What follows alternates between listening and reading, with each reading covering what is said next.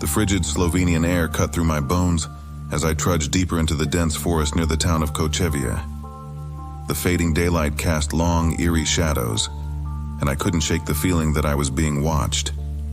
The unsettling silence was only broken by the occasional rustle of leaves or the distant hoot of an owl.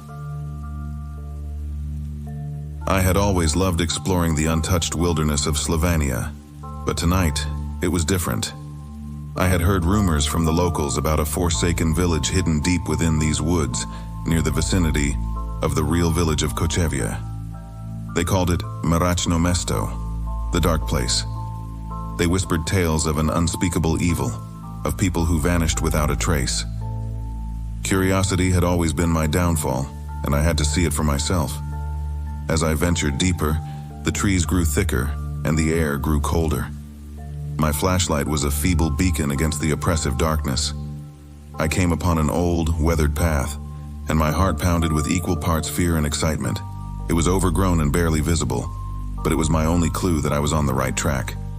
The path led me to an eerie clearing. In the center stood a derelict church, its time-worn stones covered in ivy, much like the real church in Kočevje, the Church of St. Bartholomew. Moonlight filtered through the decaying stained glass windows, casting a mosaic of sinister colors on the moss-covered floor. The heavy wooden door creaked open with a dreadful groan. Inside, the church was an unholy mess of broken pews and shattered statues, resembling the real interior of the Church of St. Bartholomew. The air was heavy with the scent of mildew, and the silence was stifling. I couldn't resist the urge to explore further, and my flashlight revealed a set of stairs that descended into darkness. My footsteps echoed eerily as I descended. The stairs led me to a catacomb, much like the one beneath the real Church of St. Bartholomew. Stone coffins lined the walls, each one bearing a name etched into the stone, along with the date of death. My light played over one, and my blood turned to ice. The name and date were my own. I stumbled back, gasping for breath, my heart racing. Had I fallen into some grotesque trap?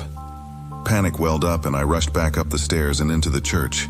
But the door had vanished, leaving behind only a solid wall of stone. Desperation clawed at me, and I felt a presence in the darkness. I shone my light around, revealing ghastly figures in tattered clothing, their eyes empty sockets that oozed darkness. The spirits of those who had met their end in this forsaken place. They advanced upon me, and my screams echoed through the catacomb as they reached for my soul.